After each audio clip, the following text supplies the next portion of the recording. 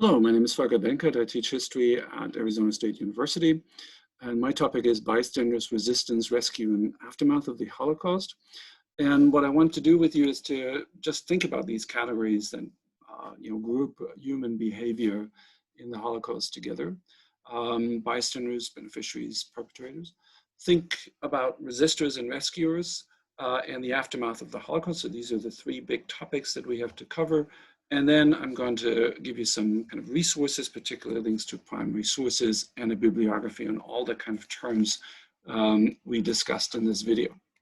So these terms, bystanders, beneficiaries, and perpetrators, I think are very important to categorize human behavior, but they're also kind of gray topics. And the key terms that I think are important for students to take away from this is catastrophic gradualism. Is a term that Frank Trommler, a longtime researcher at the University of Pennsylvania, formed to say that the Nazis don't have a plan for genocide in 1933, but gradually the situation gets ever worse until it leads to this kind of industrialized mass murder that we associate with places such as Auschwitz. I think it's also important to see what this kind of catastrophic gradualism does to Jews. And here I think Marian Kaplan's idea of the social death of the kind of ostracism and persecution of Jews before the murder is actually very important. And then to the categories, of course, the categories of bystanders here, relying on Raoul Hilberg's work is very important, but I want to add to that later scholarship by Gertz Ali, who thinks that bystanders is kind of a big term of different people, but he wants to add to that beneficiaries, people who go out of their way to benefit from the Holocaust, particularly, for example, those who took over Jewish businesses. And then, of course, perpetrators, and here I want to talk about two categories. First, Christopher Browning's ideas of ordinary Germans, people who were not necessarily very high up in the Nazi category or hierarchy, but who participated in the crimes. And I want to particularly also draw your attention to the involvement of the regular German army, the Wehrmacht, in the crimes, and that is an army of draftees. So that is pretty much the average of German society. So let's jump right in. Catastrophic gradualism. I think this is really important for students to take away, that the Holocaust is meticulously planned, but it doesn't start that way in 1933. In fact, in one of the first measures that the Nazis issue in April of 1933 is a boycott of Jewish shops that largely fails. Germans continue to shop where they are shopping. And this image here is particularly important because it shows two things, right? On the one hand side, the boycott, these three guys, one of them, or two of them clearly in SA uniform, who stand in front of this shop to prevent people from shopping there. But it's also the kind of planning and propaganda efforts that surrounded, right? We see the camera, the propaganda camera that is capturing this moment in this picture as well. But still, in 1933, ordinary Germans are not yet ready to embrace the ostracism of their Jewish compatriots. This changes dramatically in a very short period of time. If we think about the Nuremberg race laws in 1935 that cement the ostracism of Jews, strip Jews of German citizenship, and really issue a barrage of laws that ostracize and persecute Jews, by then we have hardly any kind of resistance of ordinary Germans to these laws. And as such, right, really what happens is the kind of social death of Jews in that they're so ostracized, so isolated, so removed from German society that they are indeed kind of completely ostracized. And this image here from Yad Vashem shows a school in Germany where the Jewish students are singled out, and they have to read from the blackboard der Jude ist unser größter Feind, the Jews are our greatest enemy. And there's very, very little reaction at all. In fact, there's a large support by non-Jewish, ordinary Germans who accept this ostracism that just 2 years ago didn't seem to be a mass movement. But in order to categorize these kind of bystanders, people who stand by, who look on, and through their passivity at least give tacit approval to what's happening, I think there's also another category, and here I'm relying on the work of Götz Ali, who are the beneficiaries, who go out of their way to benefit from the ostracism of the Jews, and that is not a small part of German society. In particular, these are people who take over Jewish businesses, the so-called Aryanization, as shown here in this image. That's a Jewish shop that is just taken over by new owners. But it's not only Aryanization of Jewish businesses, it is basically all kinds of Jewish possessions. Many Jews leave Germany and they have to sell their goods for very little money to the state. These things are then sold at public auction, but most people, all the people who buy these things then at public auction know that essentially these are stolen goods. And as such, they become accomplices to the crimes by trying to benefit from the plight of the Jews. And this goes even further. By 1938, right, Kristallnacht, the burning of the synagogue, this is what we associate with Kristallnacht. But I think there's also a component of the destruction, very often also of Jewish property, and the looting and stealing from Jewish shops, and even apartments of Jewish people. And here, this image is particularly telling because these are people who are looting a Jewish department store in broad daylight. And clearly, these are people who are making a choice. No one's forcing them to go in this shop and loot these things. You could just walk on if you don't have the courage to intervene. But lots of people want to benefit from that, right? This is a conscious decision, and as such, this category of beneficiaries, I think, is an important one to add. But in this kind of gradual evolution of ever worsening measures against the Jews, right? We go from ostracism as epitomized by the Nuremberg race laws to looting and stealing as evidenced by Aryanization, to an open pogrom, Kristallnacht in 1938. But still, right, there is no plan for kind of the mass murder of Jews. In fact, it looks like the Germans are rather forcing Jews to leave the country, of course, looting their possessions. Concentration camps exist, right? Dachau and Buchenwald emerged already in 1933, but their primary purpose is arrest, not murder, yet. This changes dramatically with the start of the war, also because with the attack on Poland in 1939, a large number of Jews fall into German hands, 3 million Polish Jews, as opposed to around 600,000 German Jews. And here we see elements of ethnic cleansing, right? The Germans forced the Jews into ghettos, and the Generalgouvernement, right, kind of a German fiefdom in Poland, becomes the place where Jews are forced to live. But we also see calculated murder here, right? The primary focus of the ghettos is labor exploitation for the German economy, but it is also about murder is kind of built in because the conditions the Germans create in these ghettos are so horrible that many, many people die, and that is part of the plan. The next step then is the Einsatzgruppen, these mobile SS squads who roam Eastern Europe, particularly after the attack on the Soviet Union in 1941, and kill the local intelligentsia, but also basically Jews they can find. And this is particularly important as the Holocaust by bullets, right? The shooting of these, of primarily Jews in Eastern Europe through these mobile killing squads of the SS.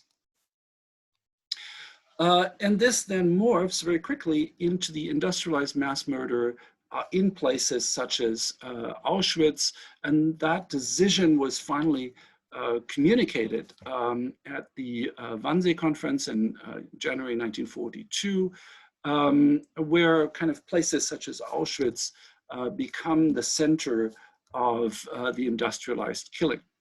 But when we go to perpetrators, I think it's important to me to not just think about, for example, the attendees of the Wannsee Conference under the direction of Reinhard Heydrich of the SS, but also to think about the many, many ordinary Germans who participated in that.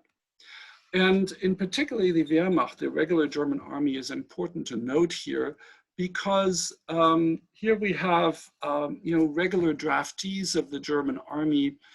So this is the average of German society. And even though there were individuals in the regular army who resisted and protested against war crimes, very often the regular army supported, assisted, and took part in the murder of the Jews, sometimes in the disguise of fighting partisans. And this image here is particularly important because the folks who are looking on to this hanging of alleged partisans are regular German soldiers. They pull out their cameras as a kind of the voyeuristic element to these images, but there is nothing special about this group of people. These are very, very normal soldier, average men drafted into the army.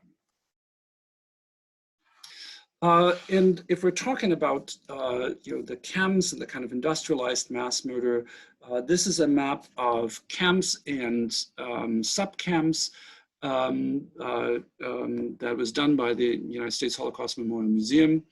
And yes, of course, there's a few extermination camps such as Auschwitz, Sobibor, Treblinka, and others. But there's a host of other camps, mostly labor camps, and these camps are all over the place. There's 40,000 of them in total. That means that many, many Germans live next to a camp. Inmates are not secretly tucked away somewhere, but are often part of public life. In particularly, for example, inmates were forced to clean up rubble after Allied air raids in Hamburg. So that's very much visible to German citizens. Excuse me. So these camps are not, very few camps are extermination camps, but camps are ubiquitous in Germany and Austria, and of course in occupied Poland. So in the first part, I wanted to problematize these different categories of perpetrators, bystanders, and beneficiaries. I also want to talk about, courageous resistors and rescuers. And what is important to me is, in kind of key terms, if we think about resistance, is I think it's an important takeaway for students to argue that there is different kinds of resistance. And Poland is a very good example to show that, where there's a nationalist, a communist, and a Jewish resistance at the same time against the Germans. Likewise, if we think about rescuers, it is important to me to stress that here too there's a certain diversity. There are righteous Gentiles, righteous among nations, as identified by Yad Vashem in Israel, who are non-Jews who saved Jews. The largest national group of here are Poles, and I'm going to talk about a Polish example here in Irina Sendler. But there's also Jewish rescuers, and this is a group that for a long time we have not paid a whole lot of attention to. These are Jews who rescued other Jews, and I'm going to give an example of the Lowy family, which is a local family who, after the war, came to Phoenix. So if we're thinking about resistance, let's go to the Polish example, and just to see that there's very, very different groups here. There's the Jewish resistance, and most important, of course, is the uprising in the Warsaw Ghetto in 1943, where Jews took up arms and held German forces to force them into a battle, inflicted casualties, and really were actively fighting the Germans when it became clear that the ghetto was supposed to be liquidated in the language of the Germans, and the Jews were supposed to be deported to the death camps. But there's also other forms of resistance. The largest resistance was the Polish Home Army, which was a nationalist group fighting for an independent Poland under the command of the Polish government in exile in London. They organized the Warsaw Uprising in 1944, when it seemed to be clear that the Soviets were approaching from the east. The Home Army rose up after having already harassed the Germans in a number of attacks, but they rose up to liberate the capital themselves. But this uprising was subdued by the Germans with brute force, and the result of this was that not only the ghetto that was raised earlier, but all of, not all, but a large part of Warsaw was destroyed by the Germans. However, there was also a communist resistance group, much smaller than the Nationalist Home Army, and these are, for the most part, Polish soldiers who fought with Soviet forces, most notably in the Battle of Lenino. So resistance takes on very, very different forms. But also rescuers are different.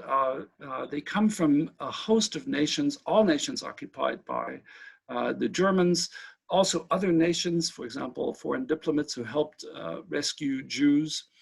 But the largest national group is among Poles. And here I just want to take the example of Irina Sendler, a Polish Catholic nurse who smuggled Jewish children out of the Warsaw Ghetto and sheltered them in orphanages or with families. And even under torture, she did not give away the names and locations of those she hid. She survived miraculously, but this is just an incredible story of the courage of Irina Sendler to rescue and save these Jewish children. What is dear to me is also that some of this is local. Some of this is a story that ends up here. And I want to draw your attention to the Lowy story, Lowy family who rescued 1,500 Jews and non-Jews from a camp in southern France. They then actively fought in the French resistance and denied French citizenship after the war.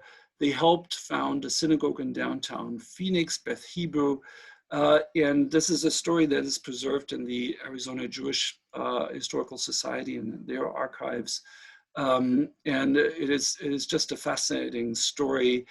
We can document how they rescued these people. We can document how they fought and effectively fought against German troops, and how they then, together with others, founded Beth Hebrew, a building that, by the way, still stands, though it is not a functioning synagogue today. So this is an amazing story. And it is important to note that there were also Jews who rescued Jews. So the last part, the aftermath, there would be lots more to say. I just want to focus on two key ideas, namely justice, the Nuremberg Trials in particular, and the fate of millions of displaced persons after the war. And with respect to justice, the Nuremberg Trials are very, very important. This is about trying political leaders such as Göring or Ribbentrop, military leaders, Keitel, for example, doctors, judges, elites. And that's important, but that also meant that the real infestation of German society with Nazism cannot be dealt with if only leaders have to stand trial. Furthermore, many Germans perceive this as kind of victor's justice, So the Nuremberg trials were important. They're also the precedents for international tribunals, such as the International Tribunal on Rwanda and Yugoslavia. But at the same time, it's very, very difficult to cleanse German society of Nazism, as this character shows here, right, to operate the Nazi ideology out of people's brains. That is a very, very long process, probably not complete by now. But nonetheless, right, this set an example of trying the most notorious war criminals. But equally important was the fate of displaced persons. In 1945, there's about 11 million people who were displaced from their home countries. These are POWs. These are released slave laborers who the Germans captured and forced to slave labor, mostly from Eastern Europe, but there were also Frenchmen who were forced to work in German factories, Dutch people who were forced to work in German factories, right? Millions of people who were slave laborers who were freed in 1945.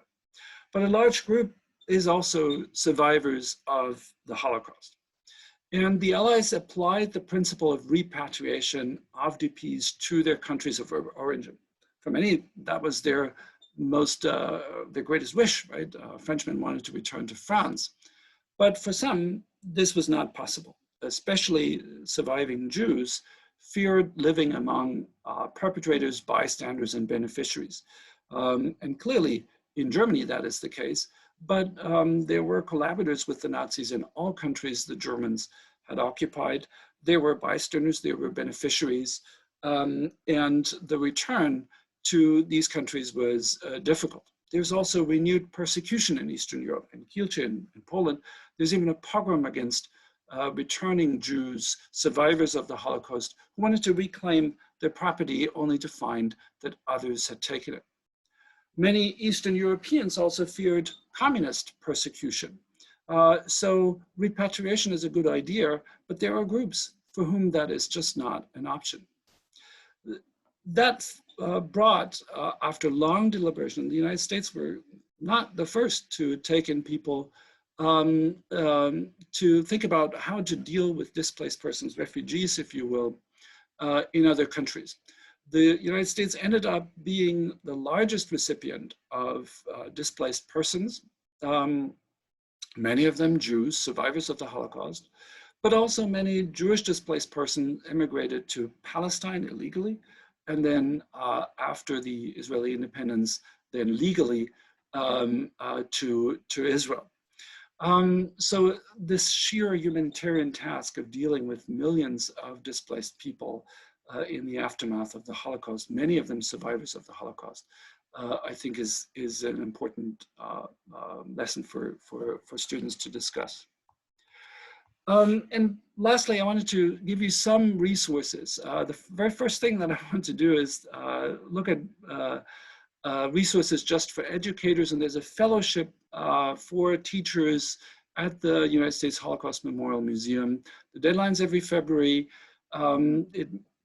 Given the pandemic, it might not happen, but if there's any chance that health concerns allow this to happen and you have time to do this, it is a wonderful program by the Holocaust Memorial Museum.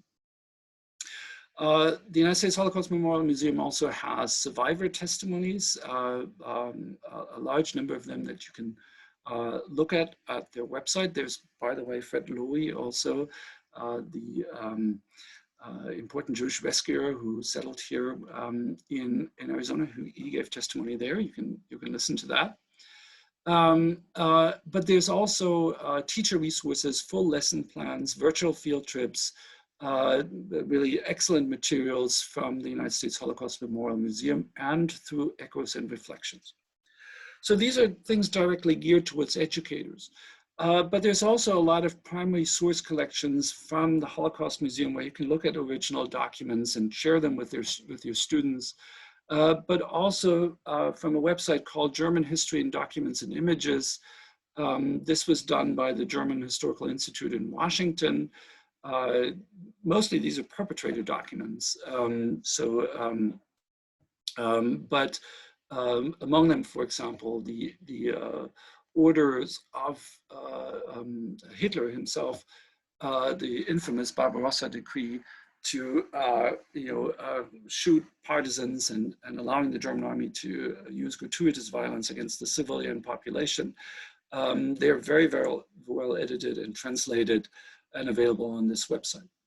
Yad Vashem has a collection of documents, particularly on Jewish resistors. This is a collection that I don't think you can find elsewhere.